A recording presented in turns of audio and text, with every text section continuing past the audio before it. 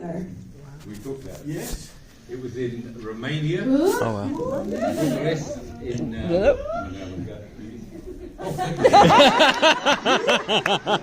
was in Bucharest in Romania. How long ago was that? Definitely pre-COVID, so... Oh, yeah. And maybe 2016? Yes. 1982. What a great year. Well, we've done a few together over the years. Yeah, and the fact that you're saying it was in Romania, I mean, that has... Oh, let there be light. That has to be such a cool sensation knowing that this fandom is global. I mean, people love it in every part of the world. What is that like for you guys, knowing how big of a fandom there is? I didn't know these books. I knew of them. I didn't, but I hadn't read them before the filming began. And one of the great joys for the last 20 years now has been meeting people who the books changed their lives, and now the films changed their lives. And the films, I think, are a very honest, genuine attempt to tell the books. They were created by people who loved them, and they were rigid about it too. What you did had to be true to the... I'm the only one who did it. If we wanted to get an adjustment made, we would go to the writers and say, "What about this?" And they say, "Where is it in the books?" And if it's there, you can do it. But it was that was Peter. This was his dream to do these films. He worked so hard to get them on too. He had to traipse around all over the world trying to get someone to finance them, and no one wanted to. And he finally went into New Line Cinema in Los Angeles and said, "The pitch again." And the fellow said to him, "So you want to make one of these films?" And he said, "Yes." "Why don't you make all three of them?" That's how it came about, because they figured it would be cheaper to do it that way. And It was the first trilogy, right, to be shot concurrently all in a row, correct? I believe so. Yeah. Yeah. And initially, it was when it was with Miramax, it was going to be two films. So they cut halfway through the Two Towers.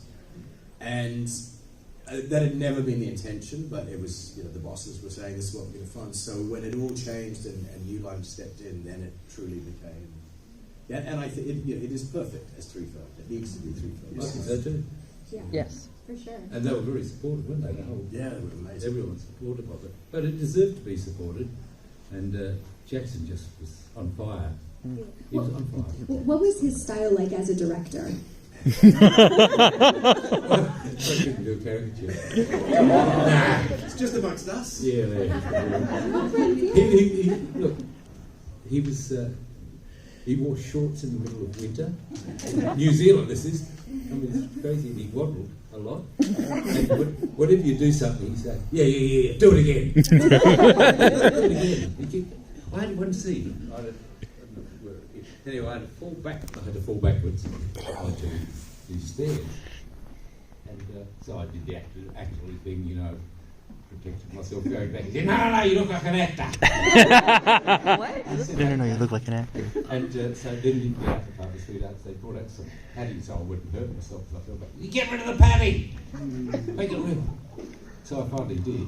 And 17 times. Ooh. That was what he did. I was so bruised. I took my pants off that night, as I often do.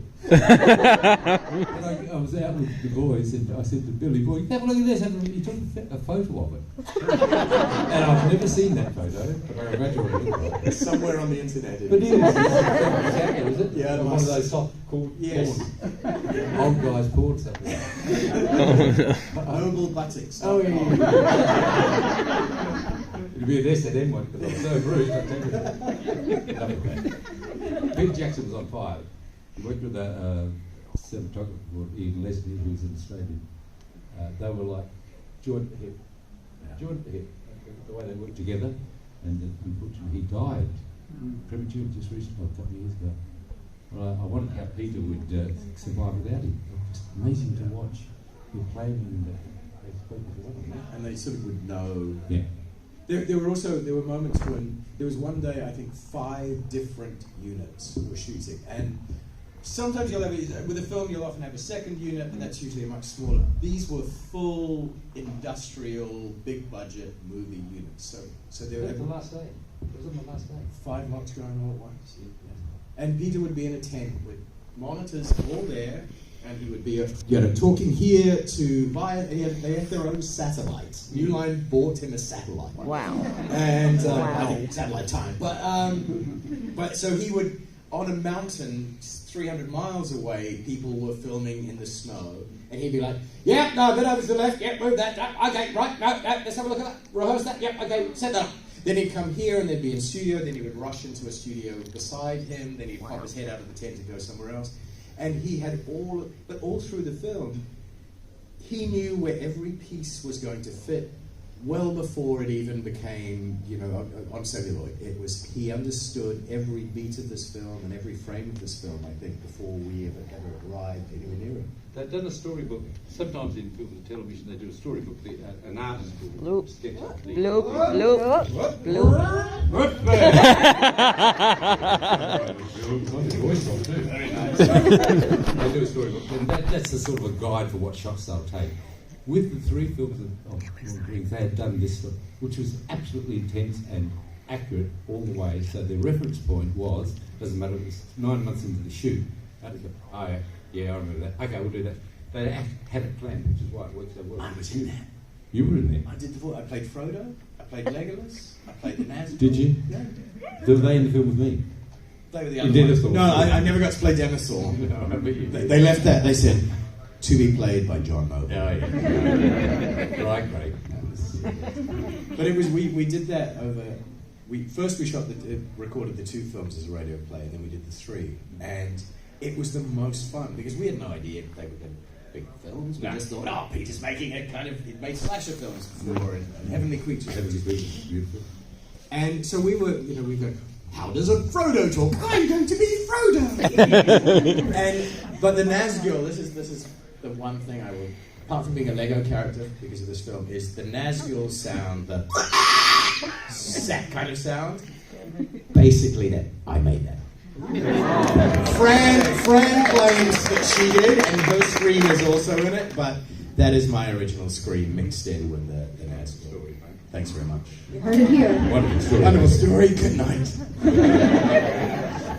So, John, you did mention that you filmed in New Zealand, and it is just so beautiful. Everything about these films is so just exceptional to look at. Did you guys have a favorite filming location? I worked in Wellington in the studios there, and in a big quarry a few miles north of there, which was Minas Tirith, but I didn't go down to South Island. I did a little bit of mountain stuff. Did you? Yeah.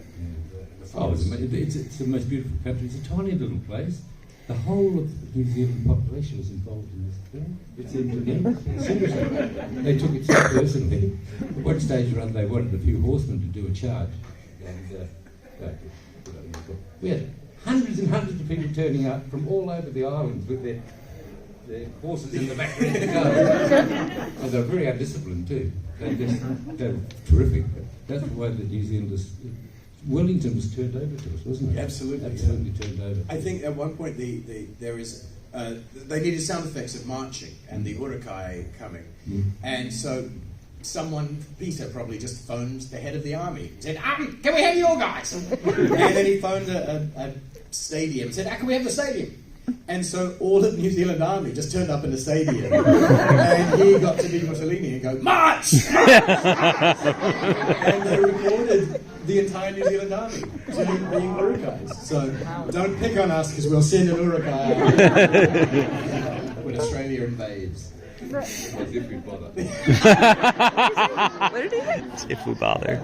Because they're so laid back. Australia and New Zealand is a bit like Canada and the United States. They sort of sound a bit the same, but Australians are better. We're politer. Oh yeah, but full of fury underneath our politeness. Of course you are. So, They're good not make good films.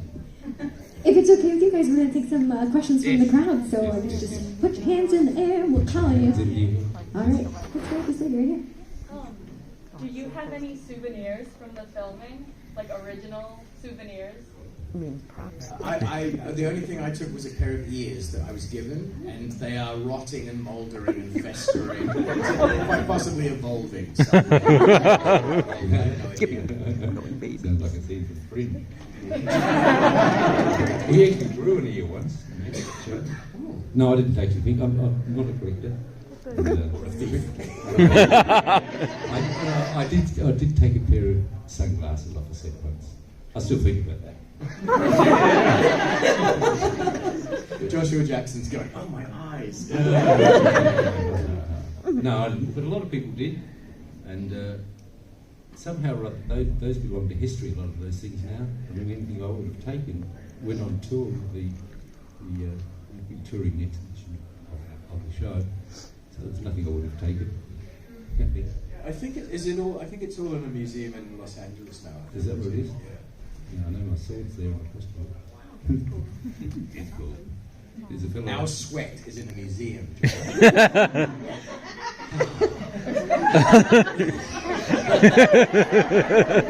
face, he was like, okay, what do I do? That's It's a whole new Before perspective. lunch. Yes. Apart from the characters you play, is there a specific character that's like near and dear to your heart? I love the Merry Pippins. I love those two boys because they're sort of on the side of things. They're not running the main mission, but they are such the heart of what little hobbits are. They are the joyful, playful, naughty, and in a way for me, they are the thing that the world is being saved for them to exist, and I love them for that. I like them too because it's interesting in the complexities of the Lord of the Rings saga. You know, everyone was tempted by the ring and the evil, and the job was to get rid of it. They couldn't trust any of the humanoids or the elves or anything else. We're all corruptible. So they gave the simplest people in the universe, even the Frodo, because he was so pure. And I thought it was a great story, and how his friend Samwise came with him. I thought Sean Astin was fantastic in that. I really did. I thought he'd get the Academy Award. Their things. But there's a great legend in there, isn't there? A great story about simplicity. Great philosophers and so forth have always said, you know, simplicity is the answer. Everything Occam's razor or anything else, you know, simplicity is the answer. And it struck me very strongly that he wasn't tempted, it wasn't his nature. You couldn't have given it to Boromir or Faramir or you or me. You were the obvious choice. Give Denethor the ring. He's going to be great. Nothing could go wrong. Who said that? I think Denethor. Probably some orcs reckon, we'll get him now. Give him the ring, he'll bugger it up. Denethor on a chat thing going, I think Denethor would be great. Who is this? Donathor. Months I had to put up with him.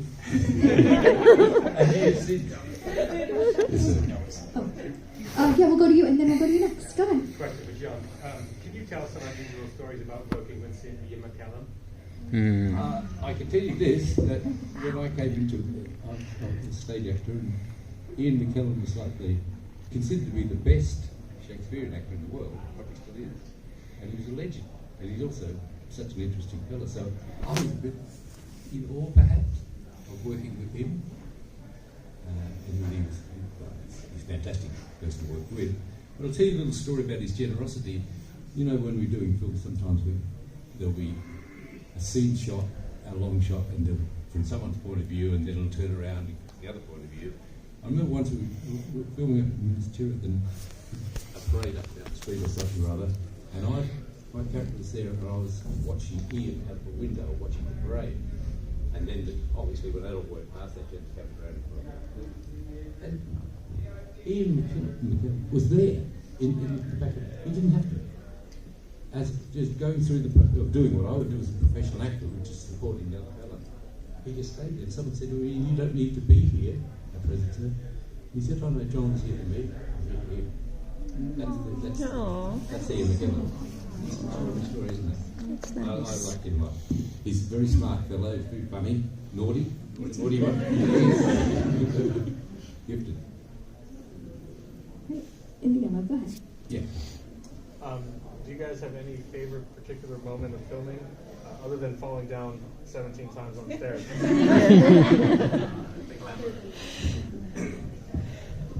Go on, Ben. It's a very long time ago.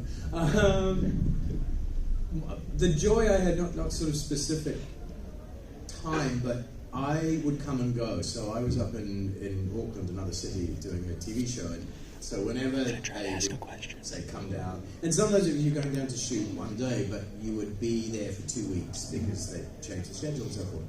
So each time I would go to generally a new place. Sometimes it was the studios, but often it would be, the forest down here, a lake here, or somewhere just gorgeous. And sort of check in with all the kids. So they were schlepping through for 2 years, working their little hobbit bums off. And so I would wander in and sort of be fresh and new and kind of catch up with them. So it was always a lovely world to go back into and play. And every time astounded by the detail of, I mean, a television show, which was great, but it's a TV show. You kind of, you get through it fast. And then we get down into this world, and every prop you are given is the most beautiful, created work of art. The costumes are so exquisite. The detail of filming is so intense that to me was just an absolute joy, plus the wonderful people. It was unheard of for all of us to be affected to that degree, locked away down in a corner, really way down the bottom of the world. All these people from all over the world. I remember going to one of the meetings. Occasionally, Peter Jackson would call a meeting of all the cast. We'd all go into a room, and I remember John Rhys Davies, the big duo of Welshmen. He said, "I want to say something." He said, "This is the finest ensemble of actors I've ever worked with." End. That was it. And I remember he didn't say that many nice things.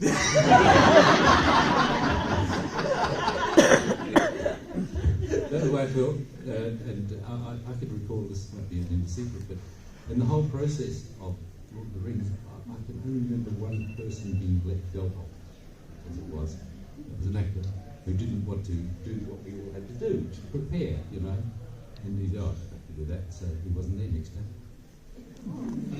That's really attention to detail, though. You had to be ready. Speaking of great stories, I'll come back to you. What is? Just distracted myself. Don't come back. I'll tell you the story. Yeah. In the corner. Okay, so the scene that you're eating, was that the director telling you to eat like that, or did you just do that all on your own? Well, no. Yes, we were setting up this big scene, huge scene, and Jack is gripped everywhere. We were going to get ready, and the arch button brought out a plate of flute, and food for me to eat during the scene. But being film, you have to. There's a lot of shots, so you have to get it right every time. Continuity bit. I was sitting up there and I was going through the dance routine as before flight.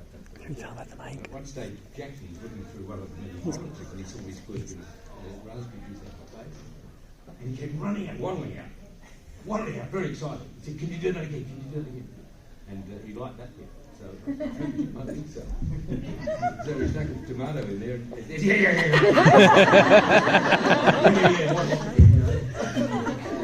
So that's how that came to be.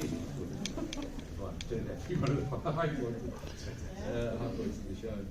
It's so gloriously greedy too. It's just like a need to own a Devour.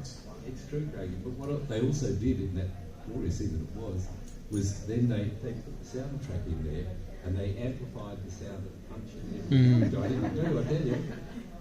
The whole thing was just amplified, and then they went from that to the absolute mute, no sound for the right away. It's beautifully produced. Yeah. And I think, kind of piggybacking off of what you're saying, obviously every part of these films was 10 out of 10, including the sound people that came in to do the sound editing, and that's definitely something that should be admired as well. Is just everyone, from the sound to the costuming to the wigs were But they were amazing. amazing. Best I've ever worked, and that's including some very good ones. I remember the story. Sorry, give me something. Vigo Mortensen. This is, and I was the last principal on set because I was officially really only in the last film of the third one. So I turned up there, and they were all be there forever, living there, and they couldn't find a trailer for me. They did find one eventually. It was huge. It was some New Zealand paratrooper. It was huge. Bernard Hill was very jealous. Oh yes, I measured it. Oh yes. Was you got that one? But anyway, I'm sitting getting ready, and there's a knock on the door, and I open up, and there's in full costume Vigo Mortensen outside my door. He said, "Hello, John. I just wanted to welcome you to the family." Aww. Excuse me. What a gesture to come and find me in the middle of all that. So my opinion of him was already very high and kept getting higher as the show went on. Wonderful actor, but also just a good man. And I think very much the captain of that film. You need a lead who is a captain, because part of it is I don't know sport at all, but there is this sporting analogy of you need that person to turn up, to be on time. If they behave and they set the standard, then everyone else follows. Vigo very much. Oh, yes, Sam's all right. He used to go and sleep out in the forest. Really, himself. Just to get acclimatised, before costume on. And all the ADs he'd be like, "Hey, I'm just going to stay here tonight, so I'll be here in the morning." And they were like, You gotta do that. Mr. Morris." He's a rare being. He's also a poet and a writer, and he travelled most of the travelled with a suitcase or something, not bigger. He turned up when you're getting on a first-class flight somewhere. And he turned up with a bag over his shoulder, no shoes on. That's the way he travelled. And he had two assistants both of them were continually. So they spoke Spanish the whole time, because he's Danish. Just a unique character. He didn't go to any bother, just slung a bag over his shoulder. One of those pillowcases things over his shoulder. No shoes. Here's a hobbit. This gentleman over here. Hi, Walter Bishop is one of the best characters I've ever seen on television. And I was just wondering what it was like seeing yourself in one of the early versions of the de-aging technology they used in that one episode. And also, is there any chance of seeing more Fringe in the future? The what? The de-aging? Yeah, do you remember the episode where they actually de-aged? Oh, yeah. Yeah, it was the early use of that technology. I just always wondered what that felt like, kind of being the guinea pig on that, and how it felt seeing yourself in that episode. It was very exciting to see that. Take a pill and you're youthful again. It was. I've done a couple of others that are different. It was really interesting. And I could look at myself and say, no, you look like you could have done. But the techniques were all very sound and came across. That was in an episode called Peter, which was in the first season, I believe. It was the only episode that both neither Josh or Anna Tor were in. It was just I was the only principal was in it. Was it digital or was it? No, we were still on 35mm at that stage. We changed to digital. I don't know how much you're familiar with this, but it's a very different world. I think about in season 2, and when you go to that, you have all the lighting, all the visuals change. All the digital. So the director of photography had to change all the lighting set up, and the makeup people had to do all this stuff. Can't get away with anything on digital. And we went through that transition. Everyone involved missed 35 minutes, just accidental, I suppose. Because we all wanted to look like those washed out, beautiful, lovely. Those 50s actors look so glorious because they were just. But there is the sound of when you hear the sound of film going through a camera. It's loud. It's like, and it's the sound of money. So with digital, so, if you go, let's go again, you can. But if you're hearing that, it's like, oh God, I'm costing them so much money. So much money. That's true. Yeah, they didn't worry about digital, let's do it again. It does sort of lift your readiness, I think. When it's on film, one of the things that has changed slightly is people often go, let's shoot the rehearsal, which I hate, because you all rehearse to get to the point where you are ready to present, I think. And with film, that would happen because it costs so much you don't want to waste it. So it would be, let's all come together and then take one, but yeah, digital has its. I still do that. I'm familiar with that cheap rehearsal because sometimes it is a small scene break that are you and someone else, or something of that nature, then there's an energy that exists by the time you get to the set. And once you've done your camera blocking, which we have to do, just that, else it's rehearsal, but you know damn well they're going to film it because it's ready. And so sometimes that's it up for them. We do the safety, but I don't mind that at all. And it's a bad scene to be in when you're still fumbling around for your words or your character in rehearsal. Not a good look at all. Yes, sorry. Having done television, film, stage, voiceover, what is your most challenging type of acting and your favorite medium to work with?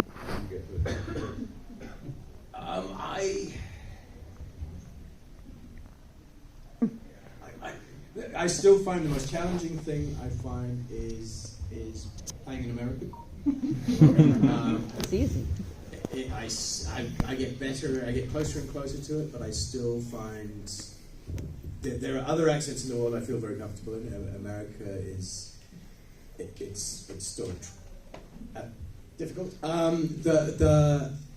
The place I love the most is when you're in a television show and it's you are a group and you're working and you get the pleasure of 6 months together or longer sometimes.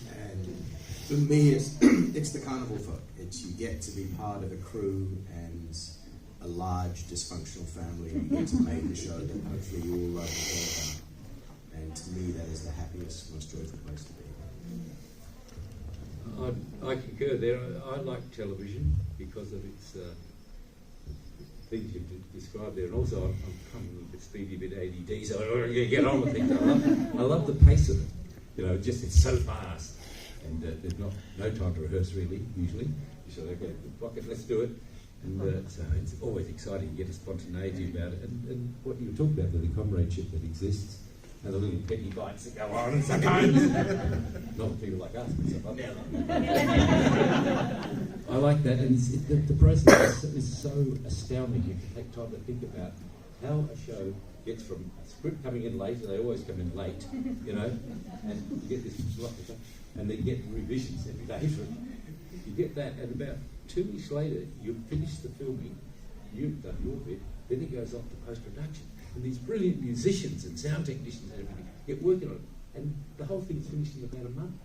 It's amazing to think about it, and how much the sound engineers. They used to get together a full orchestra to do each episode's music. Isn't that astounding to think about? A lot goes on behind the scenes, and brilliant people. Yeah. Right, we have about 5 minutes left, so we've got time for a couple more questions. Let's start over here, and then we'll work our way that way. So what was your favorite role, Spartacus or the other Lord of the Rings? I'm enormously grateful and honoured to have been part of Lord of the Rings, but I was a brief visitation. Spartacus was, as we talked about, was a family and a series that I really got to play in, and so I adored that. How did it go when Andy died? It was he had stepped away for treatment, and so they'd then gone back and shot and said, please find a way to carry on so people can pay their mortgages. And so they'd shot the prequel, and he was going to come back, and then Chloe, one of the producers, towards the end of that, called us all, and he was sick again and not coming back. So he was a true captain. So that first season, he set a level which the show would never have. The show would have been a piece of trash, I think, without him. And I mean, no disrespect to the other actors in it, but those kind of shows can easily veer off into sort of parody. And he just had such a beautiful, beautiful quality to him. And he genuinely was a really nice guy. So I know, the crew and the people who knew him and worked with him, it was devastating. But when he was sick, he was so adamant that he wanted them to find a way to keep the show going, because this was his family too, and he wanted them to continue making the show. And he was very supportive of the casting process to find a new Spartacus. He was a student of mine. I'm very proud to say. Yeah. He was beautiful, right? Just he this was remarkable. It started off. This is played Spartacus. He had been a top model, he was very handsome, and he decided he wanted to do some acting. It doesn't always work when people do that. But it did for him. By God, he worked hard. one of the best, most devoted students I've ever had. I'm so proud of him when he got started this. I had a sense something was going on, and I went back to Australia. And I've got to prepare me. So I told you. So we met and had a coffee. He turned up and he said, "Hey, Harley Davis, I'm looking really cool." This man was dying of cancer. He told me about his optimism going up to Bali to get his dead. What? Left the family behind? Anyway, that's that. We converted a bit, didn't we? Yeah. Those Spartacus. I know there was, okay, this gentleman right here. If you had to pick from all the Lord of the Rings cast, who is your best friend? Oh, you mean in real life? Oh, in real life? Yeah. Oh, great.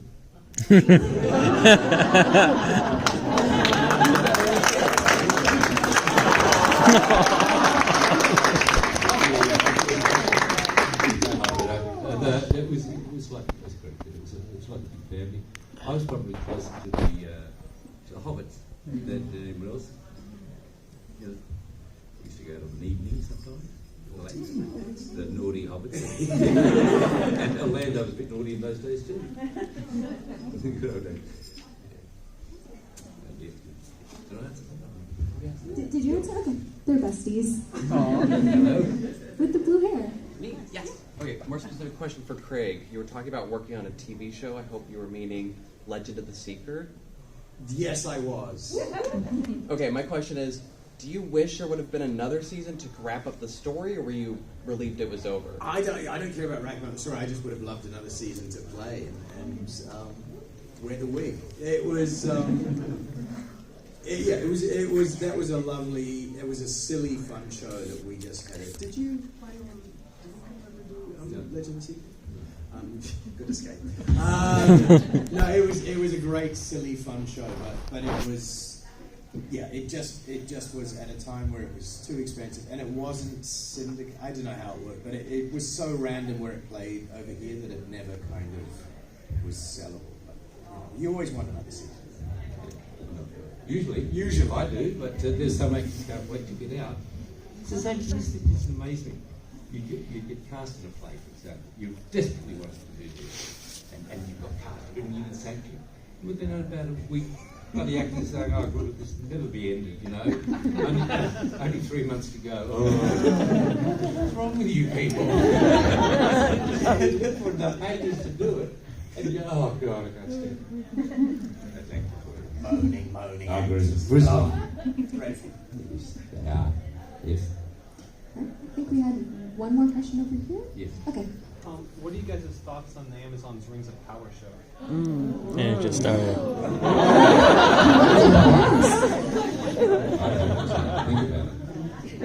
Sorry, I don't think about it because when we did Ring, it was almost like that was the epitome of everything that Tolkien had tried to express.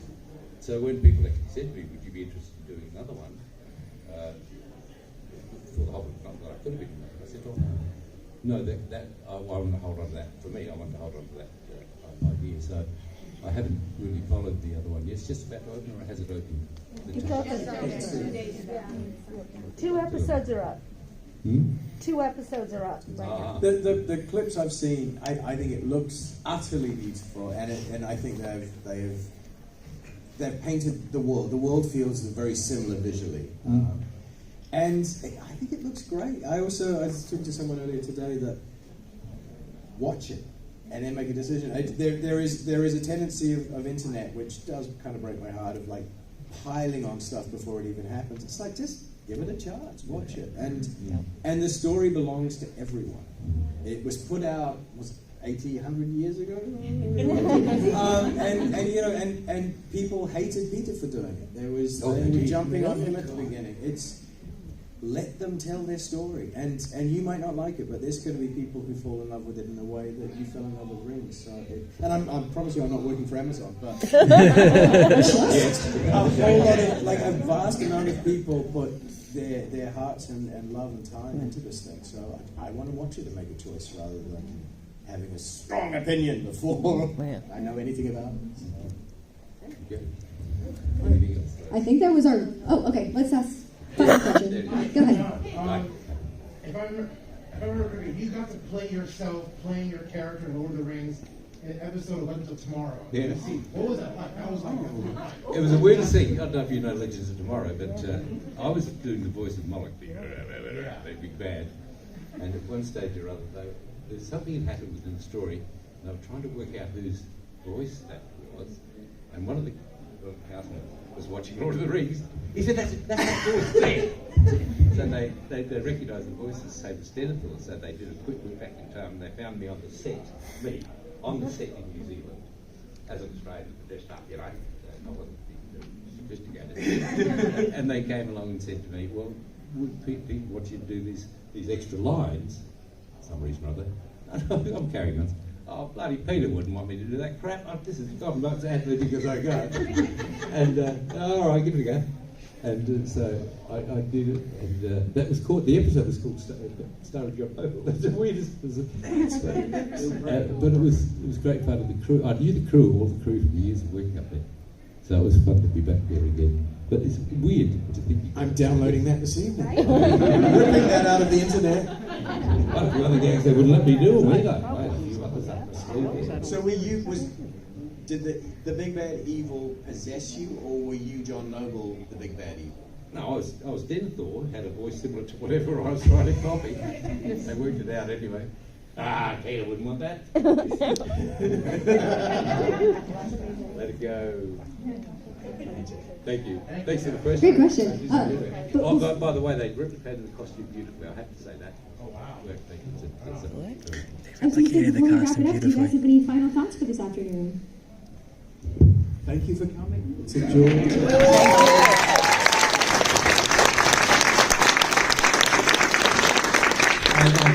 It's actually lovely to do it with you too, mate. I must say, I didn't think it would be, but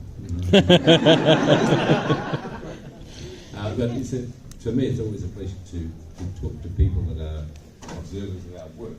It's good to me, believe it or not. Particularly film and television, you don't get any feedback. It's not like doing stage. You just work in isolation. So to come to this and see that this is going out to real people, real stories, I always find very, very rewarding. So thank you for being here for us.